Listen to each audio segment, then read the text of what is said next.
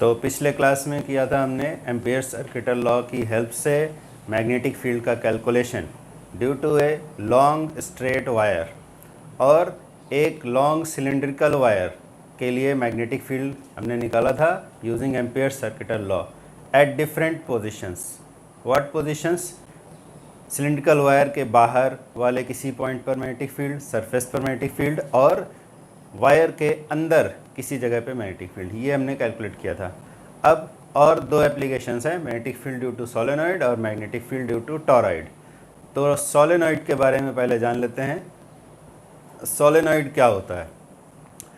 अगर एक non conducting material का सिलेंडर लिया जाए, हॉलो हो तो अच्छा रहेगा। हॉलो क्यों अच्छा रहता है ये इसको पढ़ने के बाद में समझ में आ जाएगा। सोलेनॉइड का मैग्नेटिक फील्ड हम कैलकुलेट कर लेंगे तो उसके बाद में समझ में आ जाएगा कि हॉलो होने से क्यों अच्छा रहेगा। तो एक सिलेंडर लिया जाए नॉन कंडक्टिंग मटेरियल का, एक हॉलो सिलेंडर, और उस सिलेंडर के ऊपर एक कंडक्टिंग मटेरियल का वायर जैसे कि कॉपर। तो कॉपर वायर, सपोज ये ऐसा एक हमने सिलेंडर ले लिया और इस सिलेंडर के ऊपर कॉपर वायर को लपेट दिया जाएगा। ठीक है, कॉपर वायर को लपेटेंगे और जो टर्न्स होंगे, नंबर ऑफ टर्न्स के बीच में जो गैप होगा, टर्न्स के बीच में जो गैप होगा वो नहीं होना चाहिए। ठीक है, वायर एकदम टाइटली बाउंडेड होना चाहिए। ठीक है, टाइटली बाउंडेड। और हम जो अभी पढ़ रहे हैं सोलेनॉइड, जिसका मैग्नेटिक फील्ड हम कैलकुलेट करेंगे, वो एक लॉन्ग सोलेनॉइड होना चाहिए। लॉन्ग सोलेनॉइड का मतलब है कि सोलेनॉइड जिस सिलेंडर पर बनाया गया है उस सिलेंडर का जो एरिया ऑफ क्रॉस सेक्शन है, एरिया ऑफ क्रॉस सेक्शन इसके लेंथ के कंपैरिजन में बहुत छोटा होना चाहिए, या रेडियस ऑफ क्रॉस सेक्शन बोल सकते हैं। क्रॉस सेक्शन का रेडियस इस लेंथ के कंपैरिजन में छोटा होना चाहिए। छोटा मतलब कितना छोटा? कि जैसे रेडियस है 1 सेंटीमीटर, क्रॉस सेक्शन की रेडियस है 1 सेंटीमीटर और ये लेंथ अगर है 1 मीटर, तो रेडियस के कंपैरिजन में लेंथ 100 गुना ज़्यादा हो गया, 100 सेंटीमीटर हो गया। तो इस तरह का जो सोलेनॉइड होगा जिसको हम कहेंगे लॉन्ग सोलेनॉइड। तो सोलेनॉइड का मतलब क्या हुआ कि एक सिलेंडर लेंगे नॉन कंडक्टिंग मटेरियल का, हॉलो होगा तो अच्छा रहेगा, और इस सिलेंडर के ऊपर हम वायर को लपेट देंगे। एकदम टाइटली बाउंड होना चाहिए। टाइटली बाउंड का मतलब है कि ये जो टर्न्स के बीच में गैप है, अब यहाँ पे डायग्राम है जो हम बोर्ड में बना रहे हैं, इसमें तो हमें गैप दिखाना पड़ रहा है अंडरस्टैंडिंग के लिए। ये जो गैप है ये गैप नहीं होना चाहिए। ठीक है, there should be no gap between the turns. जो टर्न बनाए गए हैं उनके बीच में कोई गैप नहीं होना चाहिए, तो हम उसको बोल सकते हैं टाइटली बाउंडेड। ठीक है, टाइटली बाउंडेड होना चाहिए। तो इस तरह का एक सोलेनॉइड लेते हैं, ये एक सोलेनॉइड है। ठीक है, तो ऐसे वायर लपेटे गए और इस वायर में जब करंट पास कराएंगे, इस वायर में जब करंट पास कराते हैं तो ये एक मैग्नेटिक फील्ड इंड्यूस करता है। जैसा हम पहले भी पढ़ चुके हैं कि current carrying wire magnetic field induce करता है। यहाँ पर क्या है, सीधे वायर की बजाय वायर के टर्न्स बना दिए गए हैं इस हॉलो सिलेंडर के ऊपर। तो अगर हम यहाँ पर कनेक्ट कर दें बैटरी से और यहाँ पर एक स्विच लगा दें, तो जब स्विच ऑन करेंगे तो यहाँ करंट पास होने लगेगा और हर सर्कुलर टर्न, ये जो वायर ऐसे लपेटा गया है ये बहुत सारे सर्कुलर टर्न्स बन गए, तो हर एक सर्कुलर टर्न अपना एक मैग्नेटिक फील्ड इंड्यूस करेगा और ये पूरा अरेंजमेंट जिसको सोलेनॉइड कहा जाता है, ये इसका एक नेट मैग्नेटिक फील्ड आ जाएगा। तो सोलेनॉइड जो हम अभी डिस्कस कर रहे हैं वो हमें लेना है लॉन्ग सोलेनॉइड। लॉन्ग सोलेनॉइड, ठीक है। लॉन्ग सोलेनॉइड का मतलब क्या होगा कि ये जो सोलेनॉइड बना है ऐसा ट्यूब जैसा बन गया, इसका जो रेडियस ऑफ क्रॉस सेक्शन है यानी कि R और इसका लेंथ है मान लेते हैं L। तो लॉन्ग सोलेनॉइड का मतलब हुआ कि L must be much larger than R। R के कंपैरिजन में L काफ़ी बड़ा होना चाहिए। ठीक है, तो ऐसा नहीं है कि सोलेनॉइड तभी माना जाएगा जब L R से बहुत बड़ा हो। सोलेनॉइड फाइनाइट साइज़ का यानी छोटे साइज़ का भी हो सकता है, लेकिन उसका जो मैग्नेटिक फील्ड होगा उसका कैलकुलेशन हमारे सिलेबस का पार्ट नहीं है। हमारा जो 12th क्लास का सिलेबस है उसमें हमें लॉन्ग सोलेनॉइड के एक्सिस पर मैग्नेटिक फील्ड बताना है। अब एक्सिस कहाँ होता है, ये जो सिलेंडर है, ये जो सिलेंडर जैसा दिखाई दे रहा है, इसका जो एक्सिस है ये लाइन, इसी को बोलेंगे एक्सिस ऑफ सोलेनॉइड। ये सोलेनॉइड की एक्सिस हो गई, ठीक है। तो हमें इसके अंदर, सोलेनॉइड के अंदर किसी पॉइंट पर मैग्नेटिक फील्ड बताना है। वो पॉइंट एक्सिस पर भी हो सकता है और इसके अंदर किसी दूसरी जगह में भी हो सकता है, ठीक है। तो ये लॉन्ग सोलेनॉइड है, लॉन्ग सोलेनॉइड को ऐसे शो किया जाएगा, ऐसे डॉटेड लाइन दोनों तरफ बना देंगे। तो लॉन्ग सोलेनॉइड की खास बात क्या होती है कि अंदर सभी जगह, चाहे एक्सिस पर पॉइंट लो या एक्सिस से दूर लो, कहीं पर भी लो, सब जगह मैग्नेटिक फील्ड सेम होता है, ठीक है। एग्जैक्टली सेम नहीं होता है। अगर हम फाइनाइट से इसका सोलेनॉइड लेते तो एक्सिस पर और एक्सिस से दूर वाली जगहों पर डिफरेंट मैग्नेटिक फील्ड आता है, बट लॉन्ग सोलेनॉइड लेने से अप्रॉक्सीमेटली सेम मैग्नेटिक फील्ड हर जगह आता है। तो अप्रॉक्सीमेटली सेम बोलने की बजाय यहाँ पर ये कह दिया जाता है कि अगर लॉन्ग सोलेनॉइड है तो अंदर सब जगह मैग्नेटिक फील्ड एक जैसा ही होगा, ठीक है। और बाहर वाले जो पॉइंट्स होते हैं, सोलेनॉइड के बाहर वाले पॉइंट्स, ये सोलेनॉइड है, इसके बाहर कोई पॉइंट लें, यहाँ पर लें या यहाँ लें, तो इन जगहों पर मैग्नेटिक फील्ड ज़ीरो होता है। अब यहाँ पर भी वही बात है, एग्जैक्टली ज़ीरो नहीं होता है, बट लॉन्ग सोलेनॉइड होने की वजह से वो अप्रॉक्सीमेटली ज़ीरो हो जाता है। तो यहाँ पर हम बोलते हैं कि लॉन्ग सोलेनॉइड है, सिंप्लिसिटी के लिए ऐसा कह देते हैं कि सोलेनॉइड के बाहर वाले पॉइंट पर मैग्नेटिक फील्ड ज़ीरो होगा। एक्चुअली ज़ीरो नहीं होता है, बहुत वीक होता है, ठीक है। और अंदर, सोलेनॉइड के अंदर सब जगह मैग्नेटिक फील्ड एक जैसा होता है, ठीक है। अब मैग्नेटिक फील्ड के डायरेक्शन की बात कर लेते हैं कि जो सोलेनॉइड मैग्नेटिक फील्ड बनाएगा उसका डायरेक्शन क्या होगा। तो इसके डायरेक्शन को समझने के लिए सोलेनॉइड के क्रॉस सेक्शन को देखते हैं, cross section of the solenoid. तो क्रॉस सेक्शन सोलेनॉइड का कैसे बनाएंगे, इसको लेंथ के अलोंग अगर कट किया जाए, एक्चुअली कट नहीं करना है, बस खाली इमेजिन करना है कि हमने इसे लेंथ के अलोंग कट किया।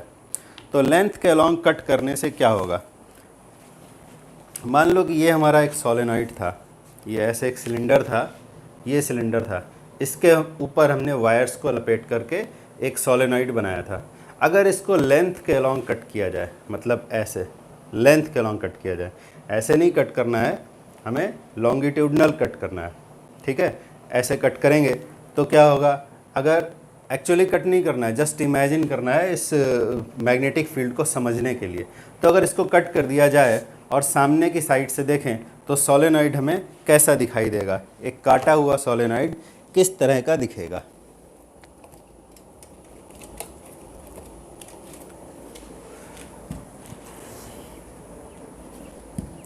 तो इसको ऐसे समझ सकते हैं कि सोलेनॉइड को हमने कट कर दिया, ठीक है। सपोज़ ये बुक ले लेते हैं, सोलेनॉइड को हमने कट कर दिया लेंथ के अलोंग।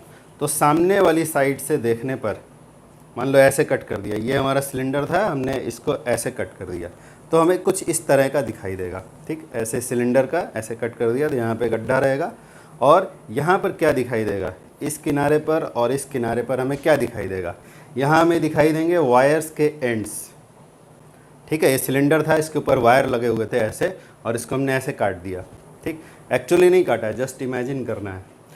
तो यहाँ पर क्या दिखेंगे, वायर्स के एंड्स दिखाई देंगे, ठीक है। और यहाँ पर भी वायर्स के एंड्स दिखाई देंगे, ठीक। तो वायर कैसे लगे हुए थे, इस तरह से वायर्स लगे हुए थे। अगर मान लो कि करंट ऐसे जा रहा है, वायर में हमने करंट दिया और करंट ऐसे जा रहा है, ऐसे इस तरह से जा रहा है करंट, तो जो ऊपर वाला जो साइड दिखाई दे रहा है इस काटे हुए सिलेंडर का, तो यहाँ पर क्या दिखेगा, देखो ऐसे दिया ना हमने करंट को, इस तरह से सर्कुलेट हुआ, तो यहाँ पर करंट बाहर निकलते हुए दिखाई देगा ऐसे, और नीचे वाले एज पर करंट ऐसे अंदर जाते हुए दिखाई देगा, फिर ऐसे बाहर आया, फिर ऐसे अंदर गया, फिर ऐसे बाहर आया, फिर ऐसे अंदर गया, ठीक है। तो यहाँ पर हमें वायर के एंड्स दिखाई देंगे, उन एंड्स पर करंट बाहर आते हुए दिखेगा, यहाँ यहाँ यहाँ सब जगह। तो बाहर आते हुए डायरेक्शन कैसे दिखाए जाते हैं, डॉट्स बनाते हैं, डॉट्स डॉट्स डॉट्स डॉट्स। और नीचे वाली जो किनारी है वहाँ पर क्या होगा, करंट अंदर जाते हुए दिख रहा है, तो अंदर जाते हुए वेक्टर कैसे दिखाए जाते हैं, cross cross cross cross cross यहाँ दिखाए जाएंगे, ठीक है। तो इस सिलेंडर को अगर हमने लेंथ के अलोंग कट कर दिया, नॉट सिलेंडर, सोलेनॉइड को अगर लेंथ के अलोंग कट कर दिया तो हमें क्या दिखाई देगा। ये मान लो हमारा सोलेनॉइड था, काटा हुआ सोलेनॉइड है ये, और ये एक लॉन्ग सोलेनॉइड है, ठीक है। और ये जो हमारा अंदर सिलेंडर लिया था उसका थिकनेस मान लो इसको, ठीक। तो यहाँ पर हमें क्या दिखाई देंगे, डॉट्स। ये डॉट्स क्या इंडिकेट कर रहे हैं, ये डॉट्स इंडिकेट कर रहे हैं कि करंट बाहर निकल रहा है, ये करंट बाहर निकल रहा है, ठीक है। एक्चुअली इस लाइन की ज़रूरत नहीं है, सिंप्लिसिटी के लिए हम इसको हटा ही देते हैं तो बेटर रहेगा, कंजस्टेड नहीं रहेगा। ओके, तो यहाँ पर हमें क्या दिखाई देंगे, डॉट्स। डॉट्स का मतलब है कि करंट बाहर आ रहा है, ऊपर वाले एज पर करंट बाहर आता हुआ दिखाई देगा। कैसे, जैसे अभी एक्सप्लेन किया गया था। और यहाँ पर हमें दिखाई देंगे क्रॉस। जितने डॉट्स होंगे उतने ही क्रॉस होंगे, क्योंकि वो एक ही टर्न का पार्ट हैं। इधर से ऐसे करंट एंटर किया टर्न में और ऐसे यहाँ से बाहर निकला, फिर ऐसे एंटर किया, फिर यहाँ से बाहर निकला। तो ये क्रॉसेस का मतलब है कि करंट यहाँ अंदर जा रहा है, और डॉट का मतलब यहाँ से बाहर आ रहा है, ऐसे और फिर ऐसे, फिर ऐसे, फिर ऐसे, फिर ऐसे, फिर ऐसे, ठीक है। ये हुआ। तो इससे मैग्नेटिक फील्ड हम निकाल सकते हैं। कैसे, बायो सेवर्ट लॉ में जो हमने डायरेक्शन निकालने का तरीका पढ़ा था उसको यहाँ पर यूज़ करेंगे। तो डायरेक्शन निकालने का तरीका क्या था बायो सेवर्ट लॉ में, कि राइट हैंड का थंब करंट के डायरेक्शन में रखो और राइट हैंड के फिंगर्स को कर्ल करो। कर्ल करो मतलब मोड़ो, तो वही मैग्नेटिक फील्ड का डायरेक्शन होगा। तो यहाँ पर देखो, ये एक डॉट है, डॉट का मतलब है यहाँ से करंट ऐसे बाहर निकल रहा है। तो राइट हैंड के फिंगर को, राइट हैंड के थंब को करंट के डायरेक्शन में रखा, यानी बाहर की तरफ, और फिंगर्स को ऐसे मोड़ा। तो ये जो मुड़ने का, फिंगर्स के मुड़ने का जो डायरेक्शन है वही मैग्नेटिक फील्ड का डायरेक्शन है। यानी इस वायर के लिए, ये वायर का एलिमेंट है, इसके लिए मैग्नेटिक फील्ड ऐसे होगा, ठीक है। इस तरह से मैग्नेटिक फील्ड होगा।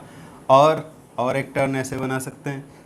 तो मैग्नेटिक फील्ड अंदर वाली जगह में मैग्नेटिक फील्ड का डायरेक्शन ये हुआ, बाहर वाली जगह में मैग्नेटिक फील्ड का डायरेक्शन ये हुआ। फिर ऐसे ही जो यहाँ पर अगला डॉट लगा हुआ है, इसके लिए भी मैग्नेटिक फील्ड बनाया, तो वो इस तरह से आया, ठीक है। फिर अगला वाला डॉट है, उसके लिए मैग्नेटिक फील्ड बनाया, तो वो इस तरह से आया। ऐसे ही सारे जो डॉट्स हैं उनके लिए मैग्नेटिक फील्ड बनाया जा सकता है, ठीक। और अब ये जो क्रॉसेज हैं, यहाँ पर और आगे बना लेंगे, समझने के लिए इतना काफ़ी है। और ये जो यहाँ क्रॉसेज हैं, इनके लिए भी मैग्नेटिक फील्ड बनाया जाए तो कैसे आएगा, डायरेक्शन कैसे निकालेंगे। क्रॉस यानी करंट का डायरेक्शन, तो थंब को करंट के डायरेक्शन में रखा और फिंगर्स को ऐसे मोड़ा, तो मैग्नेटिक फील्ड कैसे आ रहा है, ये मैग्नेटिक फील्ड आ रहा है। तो यहाँ पे मैग्नेटिक फील्ड बना लेते हैं। इस क्रॉस के लिए ये मैग्नेटिक फील्ड का डायरेक्शन आया, देखो ऐसे आया ना, और बाहर की साइड में ऐसे आया। इस वाले क्रॉस के लिए मैग्नेटिक फील्ड बनाया तो ऐसे आया, इस वाले क्रॉस के लिए मैग्नेटिक फील्ड बनाया तो ऐसे आया, ठीक है। देखो यहाँ पर कंफ्यूज नहीं होना कि यहाँ पे मैग्नेटिक, ये मैग्नेटिक फील्ड लाइंस इनको कहते हैं, इनके बारे में डिटेल में आगे पढ़ा जाएगा। यहाँ पर एक कंफ्यूज नहीं होना कि मैग्नेटिक फील्ड लाइंस तो कट कर रहे हैं, ठीक है। Actually magnetic field lines cut नहीं करते हैं, बट ये डायग्राम में हम क्योंकि बहुत पास पास बना रहे हैं तो इसलिए ऐसा दिखाई दे रहा है कि कट कर रहे हैं। इनफैक्ट एक ही डायरेक्शन होता है, ये एक्सप्लेन करेंगे आगे क्लास में मैग्नेटिक फील्ड वाले डायरेक्शन, मैग्नेटिक फील्ड वाले लेक्चर में। बस इसको ये समझ लेना कि क्रॉस, ये मैग्नेटिक फील्ड जो है यहाँ पे कट नहीं करते मैग्नेटिक फील्ड लाइंस, ठीक है। बस हमने ऐसे ही डायग्राम बना लिया है। नेट मैग्नेटिक फील्ड का जो डायरेक्शन निकालेंगे वो अलग होगा, वो ऐसा नहीं होगा, ठीक है। तो ऐसे ही सारे क्रॉसेस के लिए अगर हम मैग्नेटिक फील्ड के डायरेक्शंस बनाएं तो कुछ इस तरह की चीज़ हमें दिखाई देती है, ठीक है। और भी बना सकते हैं सर्कल्स, ऐसे और भी सर्कल्स बना सकते हैं, यहाँ भी बना सकते हैं।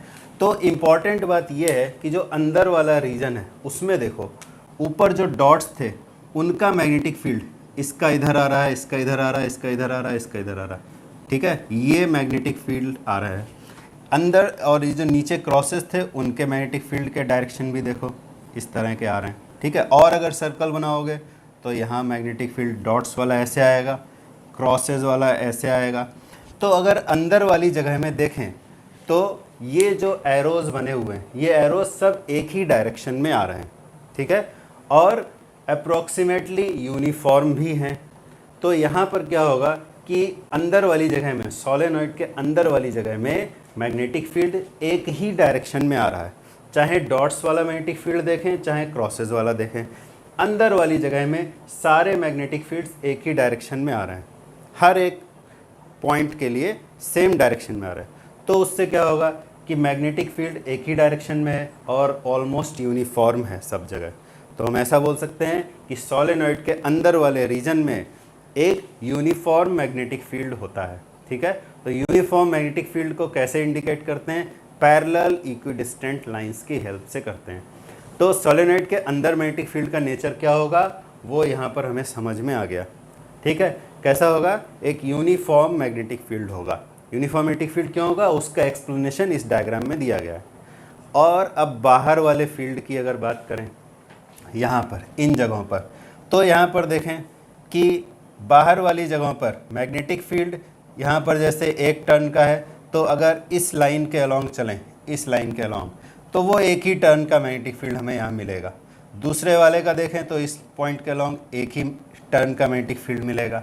और अगर ये लंबा हो तो क्या हो जाएगा, यहाँ पर इनके बीच में गैप, और ये टर्न्स के बीच में गैप नहीं बल्कि ये जो मैग्नेटिक फील्ड लाइंस दिखाई दे रहे हैं इनके बीच में गैप ज़्यादा हो जाएगा। तो अगर लंबा सोलेनॉइड लेंगे तो बाहर मैग्नेटिक फील्ड होगा बट वो वीक होगा in comparison to magnetic field inside.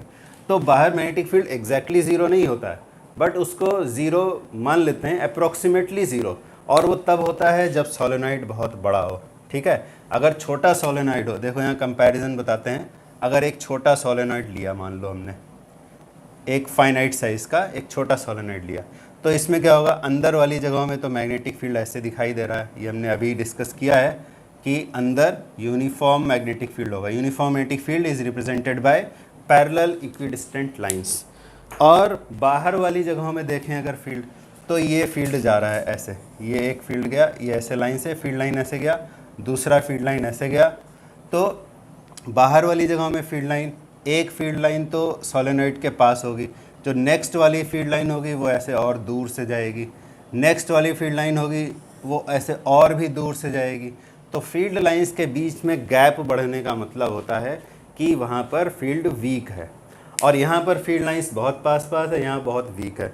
तो in comparison to magnetic field inside the solenoid, ऐसा कह सकते हैं कि आउटसाइड वाले पॉइंट्स पर मैग्नेटिक फील्ड ज़ीरो है, एग्जैक्टली ज़ीरो नहीं है but as compare to the field inside the solenoid ये बहुत ही वीक है, तो उसको ज़ीरो कहा जा सकता है। ठीक है, और दूसरी बात, हमें फाइनाइट सोलेनॉइड के लिए करना नहीं है, हमें करना है लॉन्ग सोलेनॉइड के लिए, तो ये और भी छोटा हो जाता है। इनसाइड वाले फील्ड के कंपैरिजन में ये फील्ड और भी छोटा हो जाता है।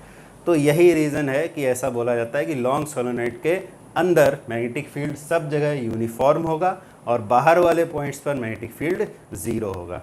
ठीक है, फाइनाइट साइज़ के लिए डिफरेंट कैलकुलेशंस होंगे, वो हमें नहीं करने हैं, हमें सिर्फ करना है लॉन्ग सोलेनॉइड के लिए।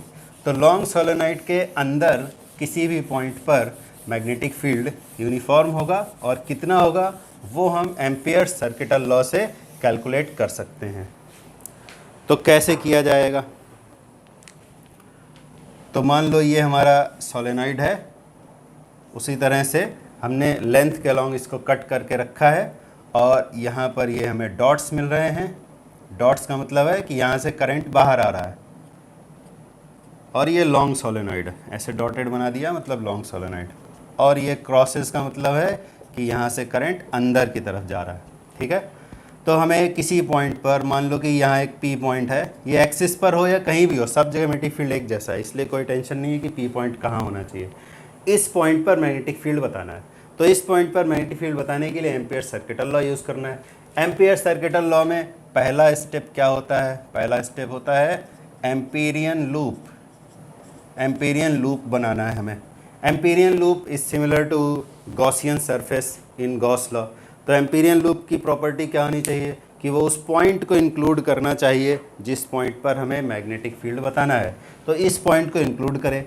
फिर करंट डिस्ट्रीब्यूशन के अबाउट सिमेट्रिकल हो। सिमेट्रिकल हो मतलब करंट जहाँ से जा रहा है उससे जो लूप के डिफरेंट पॉइंट्स हैं वो इक्वल डिस्टेंस पर हो। इक्वल डिस्टेंस होने से क्या फ़ायदा होगा कि मैग्नेटिक फील्ड सब जगह एक जैसा हो जाएगा।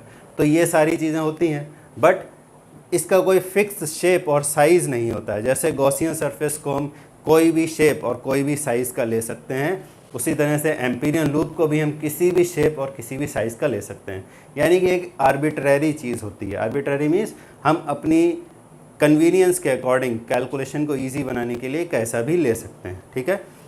तो इस केस में जो बेस्ट सूटेबल एम्पीरियन लूप है वो कुछ इस तरह का माना जाता है, एक रेक्टेंगुलर लूप, ठीक है। एक रेक्टेंगुलर लूप एम्पीरियन लूप की तरह इसमें काम आता है। तो एम्पीरियन लूप ये हमने बना लिया रेक्टेंगुलर ABCD, ये पहला काम हुआ।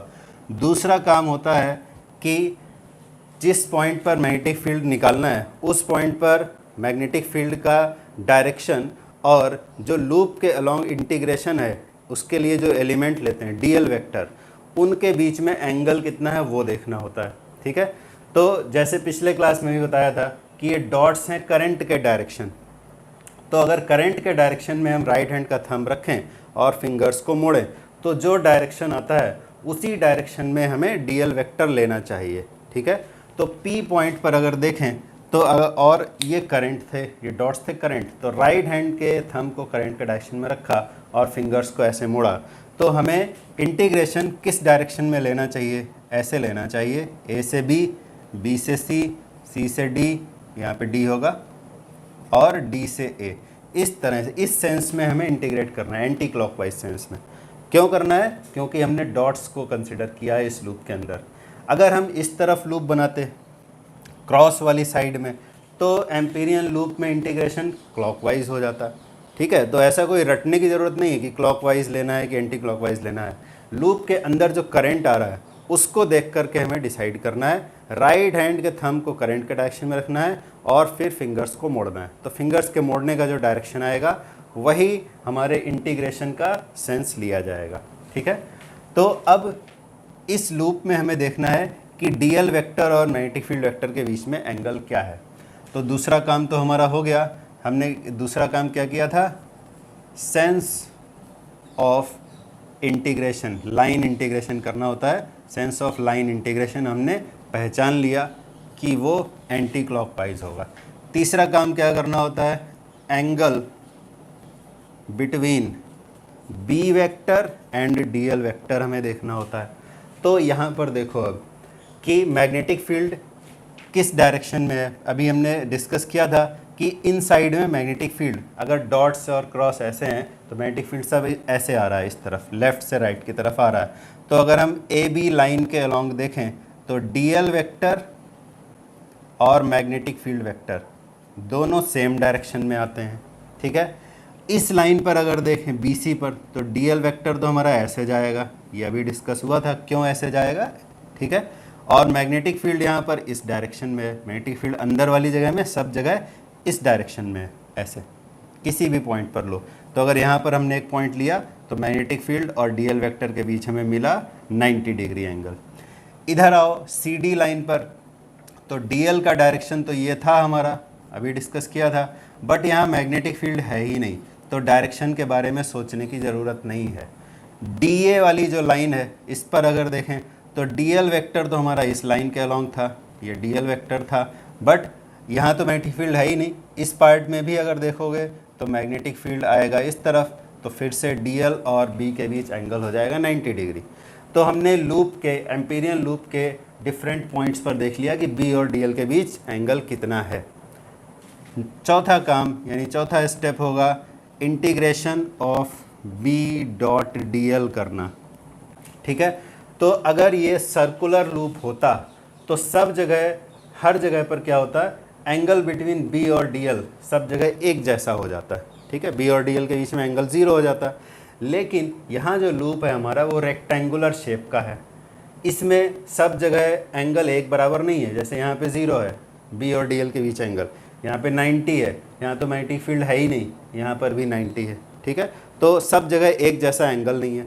और सर्कुलर लूप अगर होता तो मैग्नेटिक फील्ड की मैग्नीट्यूड भी सब जगह एक जैसी होती, ठीक है।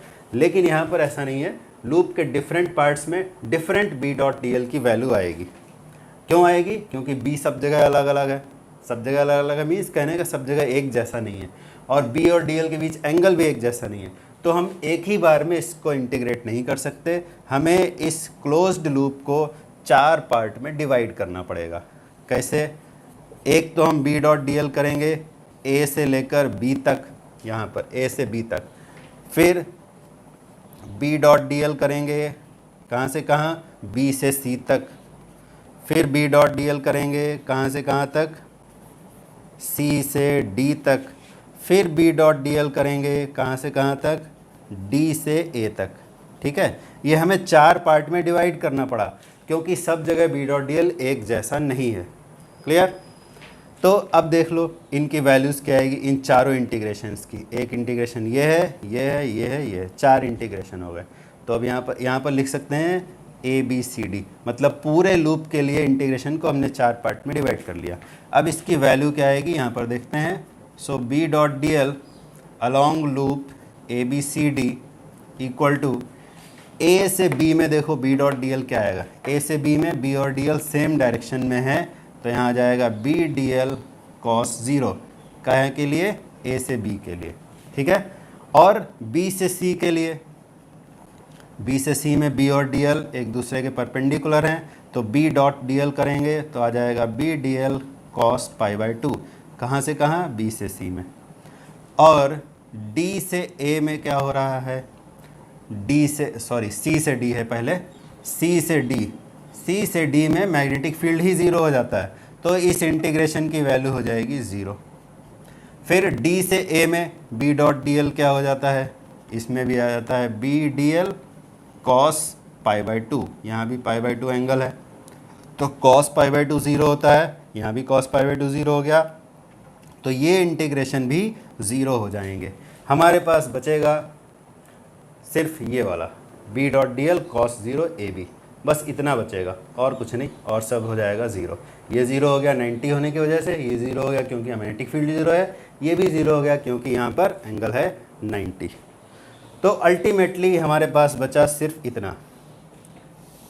ठीक है, ये 0 हो गए तो इसलिए इनको हटा देते हैं। तो अब देखो आगे का कैलकुलेशन। तो cos 0 की वैल्यू हो गई 1 तो हो गया बी डी एल ए से बी तक इंटीग्रेट करना है। अब देखो ए से बी इंटीग्रेट करना है तो ये जो हमारा रेक्टेंगुलर लूप था इसमें ए बी क्या था, इसका लेंथ था, और बी सी था इसका विड्थ, इस रेक्टेंगुलर लूप का लेंथ और ब्रेड्थ। तो इसका लेंथ था मान लो L और इसका ब्रेड्थ था मान लो W। ठीक है, तो ए से बी जब हम सारे लाइन एलिमेंट्स को अगर देखें यहाँ यहाँ यहाँ, तो अभी जैसे डिस्कस हुआ था कि अंदर हर जगह मैग्नेटिक फील्ड एक जैसा रहता है, सेम रहता है। तो ए से बी के अलोंग जाओगे तो मैग्नेटिक फील्ड सब जगह सेम है, यानी कि सेम है तो इंटीग्रेशन में बी तो कॉमन आ जाएगा। अंदर बचा डी एल कहाँ से कहाँ तक, ए बी तक, ए से बी तक। तो डी एल का मतलब क्या हुआ, ए बी लाइन का एलिमेंट हुआ डी एल। तो ए से बी तक D L D L D L D L, सारे डी एल को ऐड करते चले जाओ तो क्या मिल जाएगा, ए से बी तक का लेंथ मिल जाएगा। ठीक है, तो यहाँ पर आ गया हमारे पास B इंटू एल।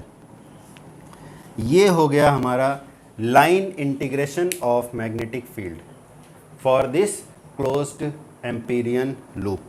ठीक है, तो हमने ये कैलकुलेशन से निकाल लिया कि इतना लाइन इंटीग्रेशन आएगा।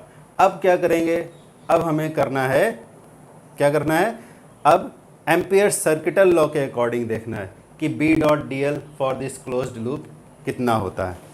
बहुत इम्पोर्टेंट है ये टॉपिक और ये डिस्कशन। तो एम्पियर सर्किटल लॉ के अकॉर्डिंग अब देख लें कि कितना आना चाहिए। तो एम्पियर सर्किटल लॉ क्या बोलता है, यहाँ पर लिख लेते हैं, according to Ampere's circuital law. Ampere circuital law के according line integration of B dot D L along this closed loop ABCD has to be कितना होना चाहिए, एम्पियर सर्किटल लॉ के according mu not I net. I net का मतलब क्या होता है, आई नेट का मतलब होता है इस लूप के अंदर कितना करंट आ रहा है वो हमें बताना है। ठीक है, तो इस लूप के अंदर कितना करंट आ रहा है कैसे पता चलेगा, तो ज़रा ध्यान से देखो कि अगर सोलेनॉइड के वायर में बैटरी से आई करंट जा रहा था तो आई करंट ऐसे गया, इस डॉट वाली जगह से ऐसे बाहर निकला आई करंट, फिर यहाँ क्रॉस से अंदर गया, फिर इस डॉट वाली जगह से आई करंट निकला। फिर यहाँ से अंदर गया, फिर ऐसे आई करंट बाहर निकला। तो स्टेटमेंट में क्या बोला गया था कि एम्पीरियन लूप का जो सरफेस है उसको थ्रेड करके, उसको छेद करके कितना करंट बाहर निकल रहा है। तो ये हमारा एम्पीरियन लूप है, इसमें देखो कितने छेद करके बाहर करंट निकल रहा है, आई यहाँ से, फिर आई यहाँ से, फिर आई यहाँ से। तो ऐसे तो यहाँ 3 ही दिखाई दे रहे हैं, बट अब ये तो बनाने वाले के ऊपर है। जिस व्यक्ति ने डायग्राम बनाया है वो यहाँ 3 बनाता है कि और पास पास करके 30 बना देता है। ठीक है, तो इसको ये नहीं समझना कि 3 डॉट हैं तो 3 बार ही आई करंट निकला, कितने भी बनाए जा सकते हैं। तो ये तो हमने यहाँ पे समझने के लिए इतने कम बना लिए, बट एक्चुअली यहाँ पे ज़्यादा भी हो सकते हैं। तो कितने हो सकते हैं ये कैसे पता चलेगा? तो देखो बहुत ध्यान से समझना इस बात को कि आई नेट की वैल्यू कैसे निकालेंगे। आई नेट का मतलब हुआ कि यहाँ से कितने बार आई ऐसे बाहर निकल रहा है, आई आई आई, कितने बार आई, तो वो हमें पता करना है। तो आई नेट का मतलब हुआ अगर यहाँ से मान लें कि n नंबर ऑफ टर्न्स निकल रहे हैं, n, ठीक है, n नंबर ऑफ टर्न। अब ये n कितना होगा तो कैसे मालूम चलेगा? तो यहाँ पे हम ऐसा करते हैं कि मान लेते हैं, यहाँ पर ऐसा मान लेते हैं कि let there are small n number of turns in unit length. Unit length में n नंबर ऑफ टर्न्स हैं, ठीक है, unit length of the solenoid. तो अगर यूनिट लेंथ में n टर्न्स हैं तो इतनी लेंथ में कितने होंगे? l लेंथ में, वही इस लूप के अंदर आने वाले टोटल नंबर ऑफ टर्न्स हो जाएंगे। Therefore number of turns inside the Amperian loop, Amperian loop के अंदर कितने टर्न्स आएंगे। ठीक है, तो अगर यूनिट लेंथ में n नंबर ऑफ टर्न्स हैं तो एम्पीरियन लूप की जो लेंथ है उसमें कितने टर्न्स आ जाएंगे? तो वो कितने हो जाएंगे? n into L. ठीक, n इंटू एल, इतने टर्न्स हो जाएंगे यहाँ पर इस l लेंथ में जो आ रहे हैं। ठीक है, तो एक टर्न से आई करंट बाहर आता है तो इतने टर्न से कितना करंट बाहर आएगा? Therefore I net equal to हो जाएगा n into L into I. एक टर्न से आई करंट आया तो n l टर्न से कितना करंट आएगा। This is our I net. इस आई नेट को यहाँ लिख देना है, तो हो गया n l i। ठीक, तो mu naught n l i, ये हो गया हमारा इक्वेशन नंबर 4। ये एम्पियर सर्किटल लॉ के according B dot D L for loop A B C D has to be this much, and according to our calculation B dot D L for this loop A B C D B into L आया। दोनों एक ही चीज़ एक ही loop के लिए किए गए हैं, B dot D L for A B C D, B dot D L for A B C D. It means ये और ये दोनों बराबर होने चाहिए। ठीक है, देयरफॉर फ्रॉम इक्वेशन 1 एंड 4, अब ये सब हटा देते हैं, 1 और 4 इक्वेशन हमारा आ गया है, उसको यहाँ यूज़ कर लिया जाएगा।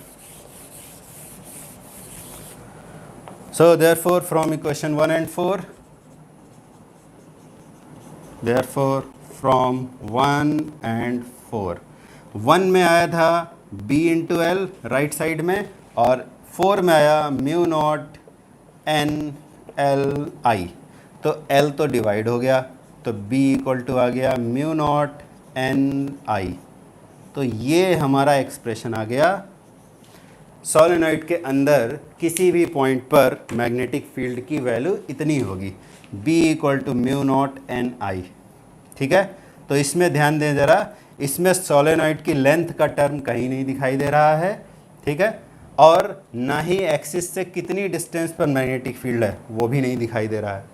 समझ में आई बात? तो इस फार्मूला को जब भी यूज़ करेंगे न्यूमेरिकल सॉल्व करने के लिए तो ये ध्यान रखेंगे कि ये जो n है, स्मॉल n, ये क्या चीज़ है? ये number of turns in the solenoid नहीं है, इसको बोलेंगे number of turn in unit length of the solenoid.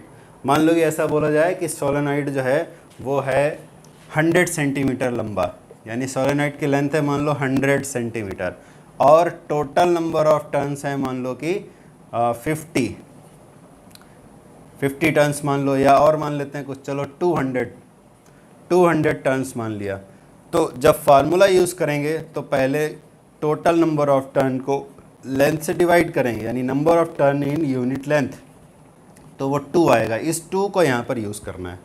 ठीक है, अब बाकी डिस्कशन इस फार्मूला पर अभी और है, वो नेक्स्ट क्लास में करेंगे। और फिर उसके बाद में जो और एक सोलेनॉइड का दूसरा टाइप होता है जिसको बोलते हैं सर्कुलर सोलेनॉइड यानी कि टॉरॉइड, उसका मैग्नेटिक फील्ड भी नेक्स्ट क्लास में कैलकुलेट करेंगे। अभी के लिए इतना ही।